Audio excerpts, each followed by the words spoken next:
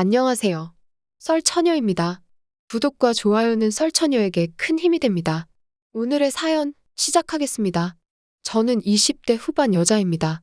몇 년 전 무개념 남편에게 복수를 해서 사람을 만든 제 사연을 보냅니다. 학창시절부터 저의 이상형은 남성미가 있는 남자였습니다. 어느 날 친구가 제 이상형을 소개시켜주겠다며 남자를 데리고 왔습니다. 남자의 직업은 헬스 트레이너로 몸은 물론이고 행동까지도 남성미가 넘치는 사람이었습니다. 정말 딱 이상형이다 싶어 제가 먼저 사귀자고 이야기했고 그날로 우리는 연인이 되었습니다. 우리는 매일 같이 데이트를 하면서 서로 더 좋아하게 됐고 결혼까지 진행하게 되었습니다. 서울이 고향이 아닌 남자친구의 집에 인사를 가려는 날, 남자친구는 인사를 하고 나서 고향 친구들을 만나고 싶다고 이야기했습니다.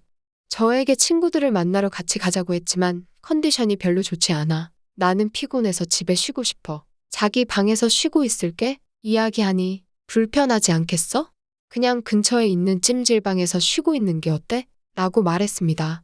처음 인사가는 예비시댁에서 혼자 쉬는 건 좀 그런가 싶어 남자친구가 말한 대로 하겠다고 했습니다. 우리는 시댁 부모님께 인사를 먼저 했습니다. 시부모님은 반갑게 맞아주셨습니다. 좋은 이야기도 많이 해주셨고 즐거운 시간을 보냈습니다. 남자친구는 이제 일어나자고 했고 예비 시어머님은 밤이 늦었는데 자고 가라고 했습니다. 남자친구는 올라가기 전에 애들 만나기로 했어. 친구들 만나고 늦으면 올게. 라고 말했고 예비 어머님은 친구들 만나러 가면 너는 여기서 기다리는 건 어떠니? 라고 말씀하셨습니다. 아니야. 소개도 시켜줄 겸 해서 만나는 거야. 우리는 밖으로 나왔습니다. 그렇게 남자친구는 친구들을 만나러 갔고 저는 찜질방에 갔습니다. 오랜만에 찜질방에 오니 목욕도 하고 몸도 지지고 재밌었습니다. 남자친구는 시간이 지나도 연락이 없었습니다. 걱정되어 전화했더니 혀가 반쯤 꼬여 있었습니다. 술 안 마신다고 했잖아. 우리 그럼 집에 어떻게 가? 라고 물으니 엄마네서 자고 가지 뭐. 남자친구는 대답했습니다. 저는 그럼 얼른 정리하고 찜질방으로 와. 같이 들어가게. 3시간이 더 지난 후에도 연락은 없었고 전화를 걸어보니 꺼져 있었습니다. 남자친구를 찾고 싶어도 어디 있는지 모르고 연락이 올 때까지 전전긍긍하며 기다렸습니다. 저는 기다리다 지쳐 잠이 들었습니다. 오전 10시가 되어서야 카톡이 왔습니다. 술 먹고 잠들어서 친구들이 엄마 집에 데려다 줬네? 자기 어디야? 카톡을 보니 화가 치밀어 올랐습니다. 예비 시부모님은 같이 나간 걸로 알고 계신데 어떻게 생각하실지 정말 남친이 생각이 없어 보였습니다. 나는 그럼 어떻게? 답장을 하니 띡하고 주소를 보내며 택시 타고 오라고 했습니다. 남친의 행동에 화가 났지만 얼굴 보고 이야기하는 게 맞는 것 같아 준비를 하고 부모님 댁에 도착했습니다. 예비 시부모님은 우리가 불편하면 말을 하지 왜 거기서 혼자 자니 위험하게? 라고 하시어. 네? 하고 다시 물으니 너가 우리 집에 있으면 불편하다고 찜질방에 있겠다고 했다는데? 어머님 말씀에 혼자 민망해 얼굴이 빨개졌고 제가 괜히 선 긋는 며느리가 된 것 같아 기분이 좋지 않았습니다. 그렇게 우리는 점심만 먹고 집으로 올라왔고 오는 길에 오늘 상황에 대해 이야기를 해달라고 했습니다. 아니, 나 혼자 친구들 만나러 갔다고 하면 엄마한테 혼날 게 뻔하니까. 근데 진짜 나 없이 우리 집에 있으면 자기 불편했을 거잖아. 그러니까 틀린 말은 아니지. 라고 말하는 겁니다. 그 말을 들으니 저는 더 화가 났고 입장 바꿔 생각해봐. 그렇게 이야기하면 누가 며느리를 이쁘게 보겠어. 그리고 내가 처음에 집에 있겠다고 했는데 자기가 찜질방 가라고 했잖아. 그 이야기를 왜 안 해서 나 곤란하게 만들어? 라고 말했습니다. 이야기를 듣던 남친은 자기가 생각이 짧았던 것 같다며 오해 풀도록 이야기하겠다고 말했습니다. 그렇게 시간이 흘러 우리는 결혼을 했습니다. 시어머님은 가끔 음식을 해서 택배로 보내주셨습니다. 너무 감사해서 감사하다고 자주 연락을 드렸습니다. 남편은 역시 우리 엄마 음식이 최고야. 전에 장모님이 주신 건 너무 간이 세더라. 쩝쩝거리며 말했습니다. 살아온 환경이 달라서 입맛이 다를 수 있지. 우리 엄마도 힘들게 만든 건데 그렇게 말하는 건 좀 기분이 나빠. 라고 하니 미안하다며 넘어갔습니다. 한 달 뒤 엄마는 제가 좋아하는 반찬을 만들었다고 집으로 온다고 했습니다. 저는 남편이 있으니 먼저 들어가 있으라 했습니다. 배를 누르고 들어갔는데 남편과 엄마의 대화가 들렸고 장모님, 김치 이번에 엄청 짜던데요? 간은 보신 거예요? 이건 진짜 제 입맛에 안 맞네요. 재료가 신선하지 않아서 그런가? 등등 잔소리를 하는 소리가 들렸습니다. 옆에서 엄마는 미안, 내가 다음에는 더 맛있게 해볼게. 힘없는 목소리로 말했습니다. 장모님 솔직히 이렇게 해서 주시면 저희 다 버려요.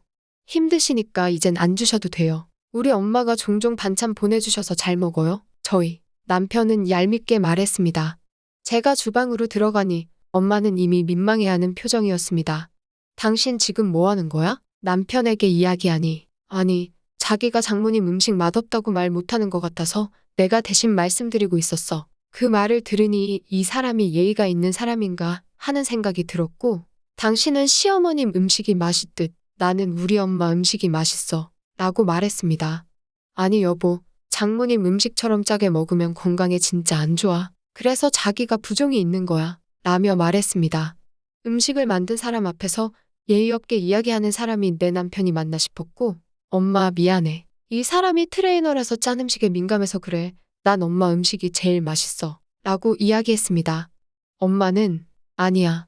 나이가 들어 간도 못 보는 내 탓이지 뭐. 난 이만 가볼게. 김서방 이거 안 먹을 거면 내가 다시 가져갈게. 다 죽어가듯 말했습니다. 그러자 남편은 그러실래요? 어차피 버릴 거면 가져가셔서 드시는 게 좋을 것 같아요. 라며 말하는 겁니다. 엄마는 힘들게 들고 오신 음식을 다시 들고 가셨고 그 모습을 보니 눈물이 왈칵 쏟아졌습니다. 엄마가 가자마자 당신 여기 앉아봐. 지금 한 행동이 맞는 행동이라고 생각해? 라고 물었습니다. 남편은 아무 생각이 없어 보였습니다. 원래도 눈치가 없다 생각했지만 이건 정도를 벗어난 것 같아서 당신 어머님이 소중하듯 나도 우리 엄마가 나에게 소중해. 딸 주겠다고 힘들게 요리하신 걸 그렇게 생각 없이 이야기해서 다시 들고 가게 해야겠어? 그걸 들고 가는 우리 엄마 기분은 생각해봤어? 라고 말했습니다. 장모님이 반찬 주시면 당신은 입이 짧아서 다 못 먹잖아. 나는 입맛이 안 맞아서 못 먹겠고 버리는 게 아까우니 입맛 맞는 분들이 먹는 게 맞지. 라며 이야기했습니다. 공감 능력도 없는 인간한테 아무리 말해봐야 내 입만 아프지. 다음에 똑같이 해줘야겠다고 생각했습니다. 저라고 솔직히 시어머님 음식이 입에 딱 맞겠습니까? 그냥 해주신 음식이니 감사하게 먹어야지 생각했는데 저렇게 나오는 남편의 행동을 보고 생각을 확 바꾸게 되었습니다. 몇 개월 뒤 시어머님은 반찬을 바리바리 만들어서 택배를 보내주셨습니다. 저는 뜯지도 않고 반송이라고 기재하여 밖에 두었습니다. 남편은 퇴근길 택배를 다시 들고 와서는 여보, 이거 반품이라고 적혀있더라. 이거 우리 엄마가 보낸 거 아냐? 라고 물었습니다. 아니, 나도 입맛에 안 맞아서 안 먹으려고. 그래서 밖에 내놨는데 왜? 라고 대답했습니다. 무슨 소리야. 우리 엄마 음식이 세상 최고인데. 실실 웃으며 음식을 뜯기 시작했습니다. 더운 여름 하루 종일 밖에 있어서 그런지 반찬 몇 개는 상해 있었습니다. 이게 뭔 냄새야. 빨리 버려 속 울렁거려. 이야기했고 남편은 자기가 바로 냉장고에 안 넣어서 상했잖아. 아이고 아까워. 남편은 상한 음식을 주워 먹기 시작했습니다. 그러고는 당신은 음식 귀한 줄을 몰라? 어른이 만들어다 주었으면 감사합니다 하고 먹을 것이지. 짜증내며 말했습니다. 너 말 잘했다 싶어. 그렇게 생각이 깊은 사람이 우리 엄마가 직접 들고 온 반찬들을 매몰차게 보냈니? 라고 말했습니다. 남편은 언제적 이야기를 아직까지도 하냐며 그리고 장모님 음식이랑 우리 엄마 음식이 같냐고 이야기했습니다. 뭐가 다른데? 만드는 사람이 다를 뿐 정성 시간 모두 같아. 라고 이야기했습니다. 맛부터가 다르잖아. 우리 엄마 음식엔 감칠맛이 있는데 장모님 음식은 너무 짜고 맛도 이상해. 공짜로 줘도 먹기 싫어. 라고 대답했습니다. 어이가 없어. 이제 각자 먹자고 말했습니다. 우리는 한동안 냉전으로 지냈습니다. 그렇게 시간이 흘러 명절이 다가왔고 시댁에 방문하게 되었습니다. 남편이 우리 엄마 음식하는 탓에 저는 시댁 음식까지 모두 싫어졌습니다. 방문에서도 속이 좋지 않아 방에 들어가겠다고 하고 음식을 입에도 대지 않았습니다.